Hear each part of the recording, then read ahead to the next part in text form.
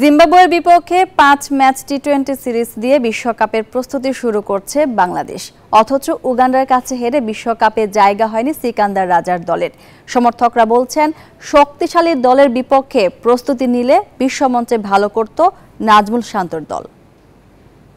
জিম্বাবুয়ের সাথে খেলে গরমে ভিজতেছে আস্তে আস্তে, কারণ আমরা এতটা বাজে টিম না যে আমরা জিম্বাবুয়ের সাথে হেরে যাব, বা আমাদের অবশ্যই ভালো প্লেয়ার আছে, অনেক এক্সপেরিয়েন্সড প্লেয়ার, তাদেরকে না খেলিয়ে আমার মনে হয় ইমার্জিং প্লেয়ার যারা ছিল অথবা যারা উঠতি প্লেয়ার যাদের সম্ভাবনা রয়েছে তাদেরকে খেলানো উচিত ছিল। বাংলাদেশের যেই পিচ, এই পিচ আসলে বিশ্বমানের না।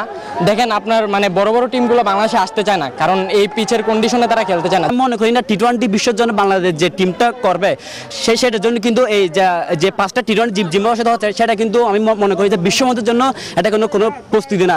বাংলাদেশ অনেক ব্যবধানে আডুগিরে জয়লাভ করলো। আমি মনে করি জিম্বাবুয়ে কোনো অংশে কম না, বাংলাদেশও কোনো অংশে কম না।